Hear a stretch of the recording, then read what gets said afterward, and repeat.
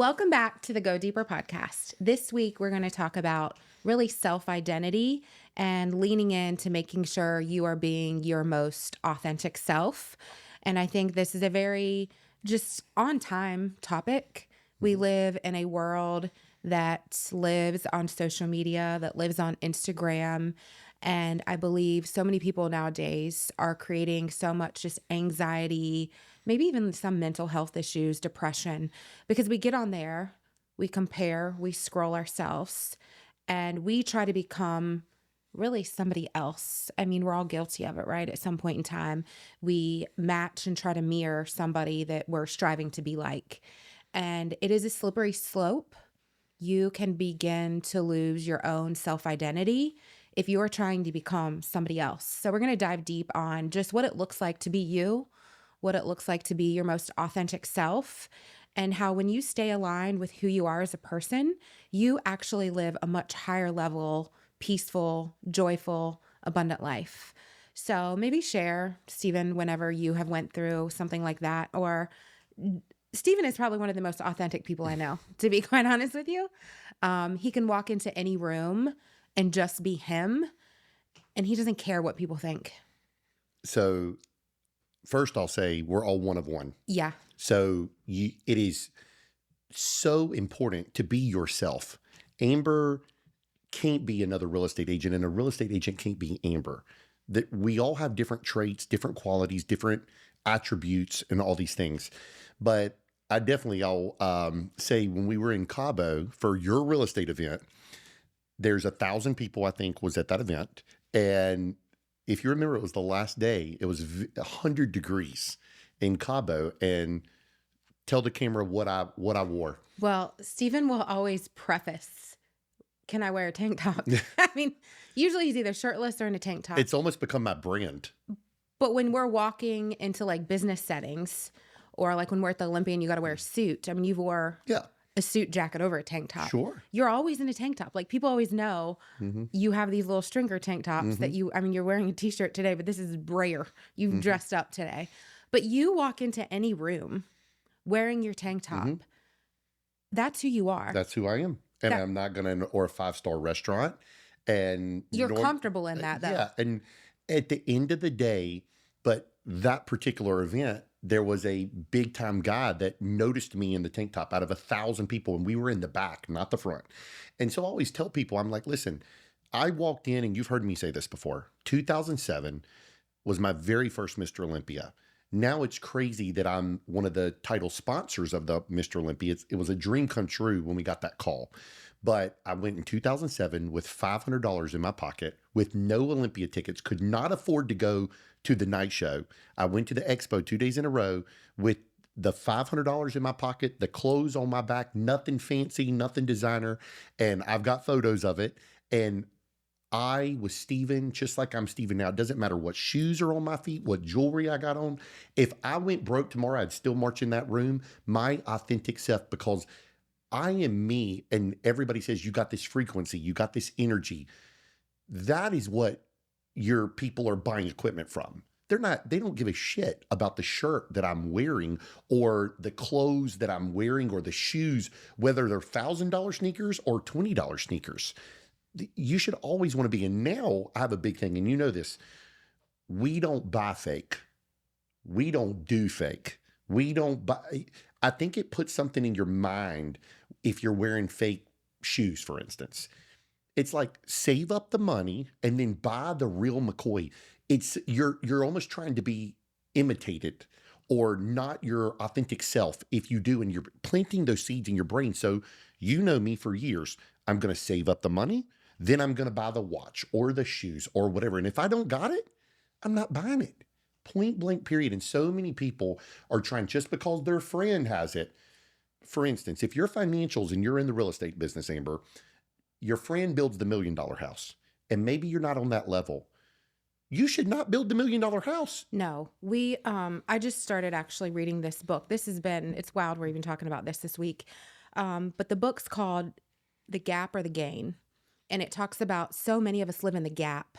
And the gap is where we try to be the next best version of us but we oftentimes are comparing ourselves to others and living false Hmm. lives. And it's really, you're keeping up with the Joneses. If you're living in the gap, Hmm. you're trying to keep up with other people and become other people. When if you live in the gain is where your authenticity lives. It's where you are okay and joyful at where you're at now. Hmm. And I think our culture, we're guilty of it just as much as anybody. We're on this rat wheel of wanting more, doing more, becoming more. And we sometimes just don't slow down and love who we are in this moment and reflect back on. I mean, you've seen exponential growth in the last 12 months. Hmm. You have a vision of where you want to go, Hmm. but you can get lost in the doing and you lose yourself. Hmm. And you have to check yourself sometimes. I've had to check you. You've had to check me. I'm grateful we have that relationship of, are we doing this because our soul wants us to do this and the Lord and the Holy Spirit wants to do this? Or is our flesh wanting us to do this? Hmm.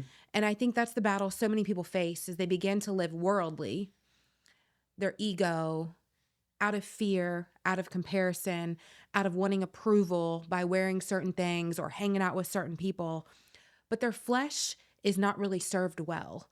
If you're wearing fake things, if you're hanging out with people who are fake, if you're hanging out with people who just don't even align with your values, you're going to feel it. But the problem is, so many people get lost in it. They're not even aware that they're living that way.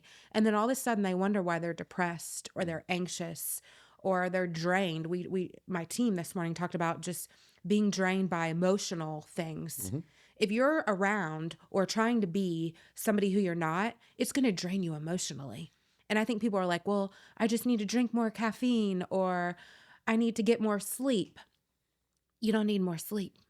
If you're being your most authentic self, and you've lived that, I've lived it too. When we're operating in our most authentic self and we're putting ourselves in environments that empower us, that give us inspiration, and we're going to church and just living to our values and spending time with our kids and working out and being healthy, we have so much emotional energy, it's sometimes hard to sleep. Like we get up excited for life. Amber, you can't sit there on the podcast sometimes and shut up. I know, I know, I And know. I'm Because I like, get so Amber, excited. This you is like my keep thing. interrupting me. I know. And it's a joke. Yeah. But I will say that most of the time, people are really concerned about what others are doing and then they gossip and all that. What is one thing that I can't stand anybody to do? Gossip. I can't stand it. And anyone who knows me from childhood knows I am like the most blunt person. And if I got something to say that you did that I don't like, I'm probably going to tell you. And That's being your most authentic self, though. exactly. But most people, they will talk pure shit about their family, their friends, or whatever behind someone's back and then laugh and joke and be nice to them in their face. And to me, that is just the worst thing you can do. It creates inner turmoil. Right. And I think that's what a lot of people don't pay attention to is their emotional energy of when you're your most authentic self, like you are on a natural high. Like you're excited for life. Like you just feel good in so many ways. But when you are not being your most authentic self, and if you're a person who doesn't like gossip and doesn't like drama or doesn't like fakeness, but yet you're surrounding yourself with it, you're going to have an internal battle within of, I know I shouldn't be doing this, but I'm doing it anyways. But that's not who I want to be. So I think being authentic takes loving yourself enough to set boundaries, to set rules and guidelines, to live by values. We've all lived outside the lines at some point in time. Mm-hmm. I think we talked about this on another podcast, but when I first met you, my values were a little bit higher than yours. And I walked into your world and was like, eek, we're hanging out with the wrong people. We're doing the wrong things. I maybe didn't call you out on it, but I prayed for you. And it wasn't, I don't want to say that we were hanging out with the wrong people or doing anything wrong. Here was the problem. The problem was the lifestyle the businesses I was in, the lifestyle that we were in, it can take you down the rabbit hole of other things that you don't even realize you're involved in. I always tell people this now to this day. Put me down, let's just say in Miami or Las Vegas, around 10 meathead guys at the gym that I'm working out with hard every day and I'm training hard and I'm going to give me 6 months to a year. I'm going to be back in that bodybuilder lifestyle. Your environment's everything. Everything. And so that's why I always tell people, I'm like, listen, I had to, seclude myself from that environment, not because it was technically a bad environment. I had to seclude myself because I know where that's going to take me. And now I have a family, children. My health is the utmost important. I love bodybuilding, but it may not be right for me at 40 some years old. You, I think, have to just set boundaries if you know that's something that's going to put you in a vulnerable position that's going to violate your values. If there's people doing certain things that you don't like, whether it's gossiping, whether it's partying, whatever it is, don't put yourself in those rooms. Sure. Protect your own self-identity and self-worth and say, that's not the life I want to live. I'm trying to grow myself. I'm trying to keep myself from going into the world. And I've said it before, we've all lived worldly at some point. It doesn't feel good when you're living for other people, or when you're living for approval, or when you're living for things that are external, that, yeah, I might look good on the outside and I might get somebody's attention. It doesn't make me feel good. You have to ask yourself those questions. Well, how many people do you think, Amber, are thinking they spend their whole paycheck on the designer shoes, and they're thinking that's going to fix the problem, but internally they're really, and I hate this saying, I used to hear this all the time, fake it till you make it. And I can see both sides. I can see it being funny, and I can see it being like, you got to envision it till it comes true. Right. But never feel like you're doing it unauthentic. I agree. But at the end of the day, I think once you're at a certain place in business or life, faking it till you make it may not work anymore, because like if you had $1,000 and you went and bought $1,000 pair of heels, to me, that's called faking it till you make it. That's a very bad, because no one is going to judge you either way for wearing that. That is not necessarily going to bring you more business or anything like that, versus putting that $1,000 back into yourself so you can go make $10,000 and more than afford. To me, it's what you need to do and how to navigate not only the business world, but yourself. The best investment you can make is in yourself. And so many of us miss the boat on that little saying. It's so important. It's everything. And there's nothing in the world that will make you feel as good as growing yourself, gaining confidence, gaining knowledge, really putting things in you that nobody can ever take away from you. We like nice things, but we do all the other stuff first. Like we were going to go on a nice vacation this year to Greece for our 10-year anniversary, but we decided to go to a conference that was so many amazing relationships created from that moment. People thought we were crazy. But we poured into ourselves because we know that we're going to go to Greece. Yeah, it may be beautiful. It may be a great trip. We're not in a position to just relax for 7 to 10 days right now.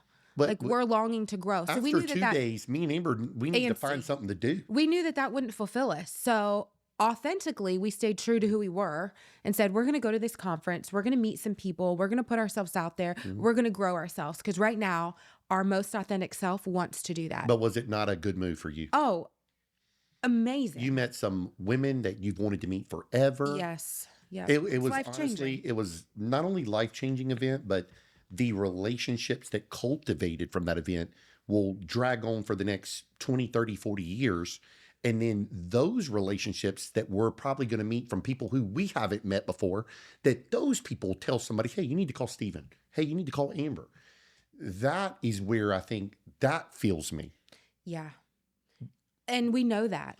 And I think those are the decisions you have to make. You don't always necessarily need to do what's fun or what looks good. What feels good inside of you. Well, if you remember that same week, there was a concert that I wanted to go to. I forget where it was at. And my point is, it's like sometimes like both of us, we have to sacrifice one thing to do another. But I knew that was more important. Can we go to Greece next year? Yes. Can we go to another concert at any time? Yes. Sometimes there's a lot of things that both of us want to do that it just don't work out. And we have to like pick and choose or whatever. And the amount of value, and I think the validation that we get from pouring ourselves in is what makes us so authentic. Yeah. And that is what everybody asks me, what's the Amber secret? What's the Amber secret for business? I'm like, listen, she's hardworking. She's pretty, yes, but none of that matters. She is going to tell the person, the buyer, the seller, whatever, exactly what they need to hear because she's authentic. People know. It's like if somebody asks me a question and and they feel like I'm lying, selling to them or whatever, they're not going to have confidence in me or you. Versus when I can like rattle off a piece of gym equipment in 2 seconds flat, I'll put myself against anybody in the world argument over any kind of gym business or anything because this stuff's ingrained in my head like real estate's ingrained in yours. It's being the most authentic version of yourself, but you've put in the work, you've learned, you've Mm-hmm. studied, just like I have. I Mm-hmm. don't just, when I'm done in the afternoons, I just don't go have fun. Like, Mm-hmm. I educate myself. I listen to masterminds. I plug into people who are years above me or success levels above me, or I listen to a podcast that's motivating or a business person in a different world. When you continue to grow this soul inside of you and you long to become that next level and that next version of yourself, a level of confidence, a level of peace just overcomes you where everything else that's unauthentic in your life fades away. But I think the problem is so many people pay attention to all the unauthentic worldly Mm-hmm. things and they never find happiness in it. Mm-hmm. There was a quote, and this was this is from John Sheplack's mastermind earlier this week. Comparison is the thief of joy for immature people. And that's a mic drop, Mm-hmm. right? Put me in a room of high performers and it encourages me to level up. Mm-hmm. And we talked about this of just, if you want to be your most authentic Mm-hmm. self, you first need to have confidence, but you also need to put yourself in rooms Mm-hmm. with people above you and allow them to just vibrate higher around you. Mm-hmm. And then you all of a sudden, I think I had an aha. I was walking into these rooms scared, Mm-hmm. feeling like I wasn't worthy, feeling like I was maybe had imposter syndrome, felt like I was being fake, like I didn't deserve to walk in those rooms. And then I walk into those rooms and I'm like, I've done just as much, if not more than 75 or 80% of the people in these rooms. Like, this is my room. Mm-hmm. I deserve to be in this room. I'm being unauthentic to myself Mm-hmm. if I don't put myself in those rooms. If we didn't go to, where did we go? Utah? Idaho. If I didn't go to Idaho, I would have been upset with ourselves. Knowing what we experienced in Idaho, I would be even more upset with myself. Mm-hmm. But you have to put yourself in bigger environments Mm-hmm. around bigger thinkers and just feel the amazing energy they give you. But it is at first, I will say this, it's odd even for the celebrities and big name people at first. Yeah. Any event from Mr. Olympia at first to any big event I've ever done, at first, that first hour or two, it's an odd energy because if they know everybody, who do they start talking to? Who do they go to first? Is somebody going to get mad if you go to this booth or that booth or whatever? And then it's also for somebody who wants to come up to somebody else. It's also scary for the smaller person to go up to the bigger person. I've been there before where I'm like, You're good at that, though. I am. You're not afraid to walk up to people where Mhm. I'll be like, You're scared yeah, to I'm do. more scared. But when I do it, I'm like, why was I afraid? Well, hang on. Do you remember Idaho? Yeah. And Emily went to the bathroom. Yeah. And you were like, grabbed me and you're like, oh my God, that's Emily. I've always wanted to meet her. And this was sheer coincidence that we just happened to be, there's several hundred people here and we happened to be right there. And so, and I'm like, babe, wait on her. And I was like, go introduce yourself. That's simple. And thank God you did. Thank God. And it's not coincidence. It's not coincidence. When No. you're seeking things, Right. God's going to divinely put you in certain places for you to experience these I opportunities. agree. And then it's your job to be your most authentic Mhm. self and have the confidence to take advantage of those Mhm. opportunities. We've all missed them. Mhm. They're always there. It's just, are you confident in being authentic to yourself to say, God's put me here in this moment. I'm going to take full advantage of this opportunity and I'm going to walk through it. Like, God will open the door, but you still have to walk through it. And I did. And now, like, I love Emily. I'm so But excited to just, y'all acted like y'all knew each other forever. yeah. Within the first 5 minutes. And that's what alignment looks like. All When right. you're seeking growth and when you're authentically being around being you, you will authentically draw like-minded people to you.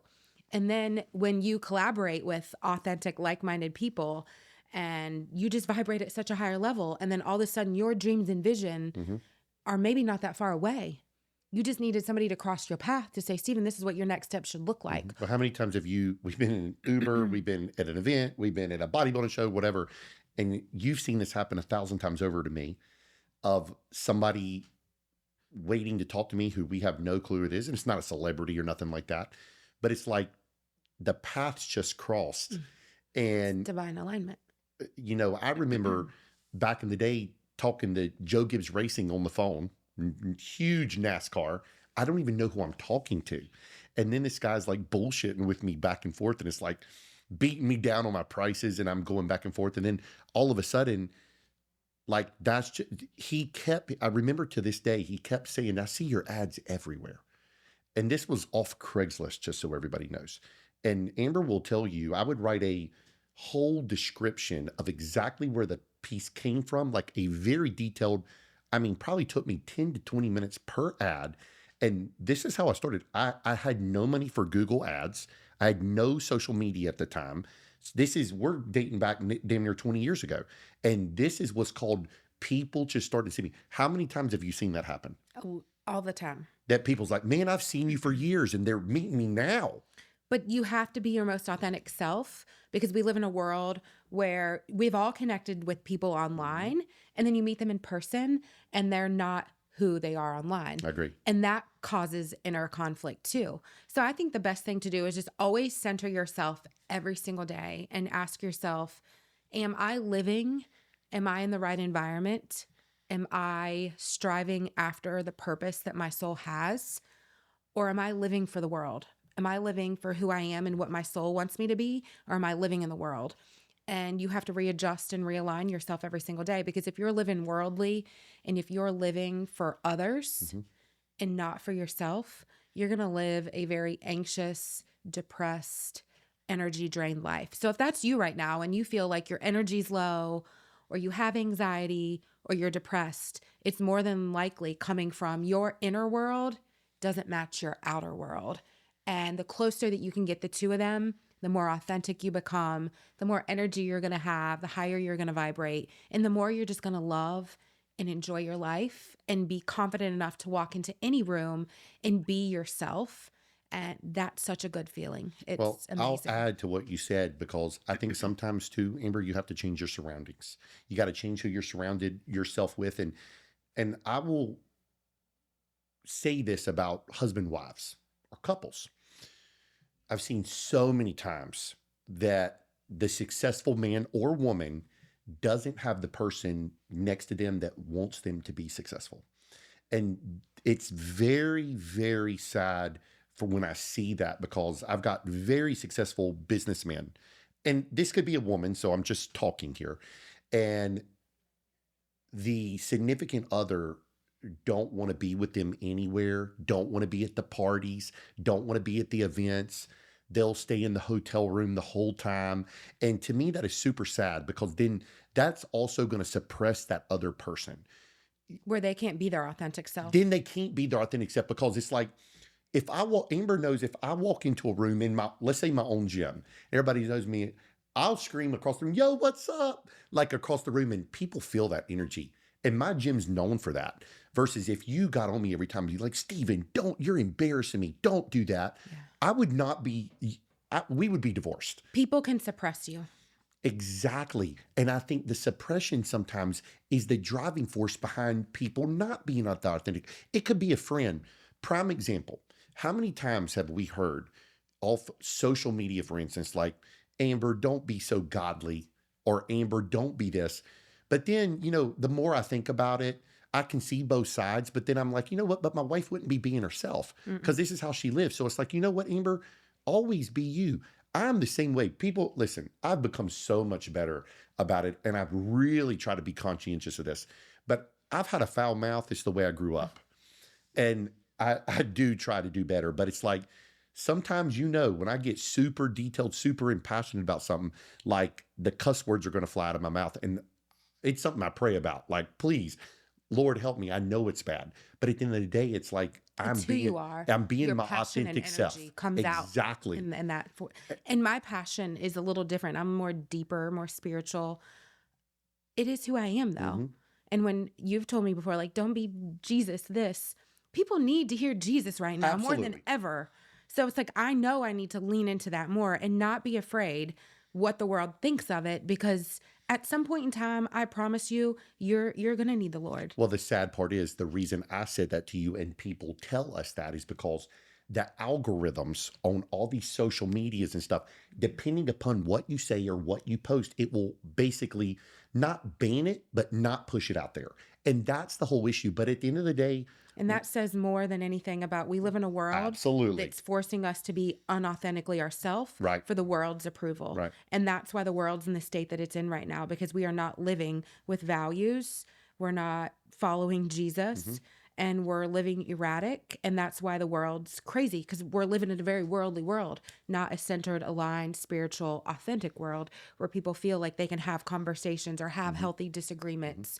Or just spiritually connect. Our souls want to connect. You can tell and feel unconnected with somebody if they're not being authentic. I agree. You can't fake authenticity. No. You either fake or you're not. You're either authentic or you're not. We'll close with this, and I want to make a very valid, good point for both of us. So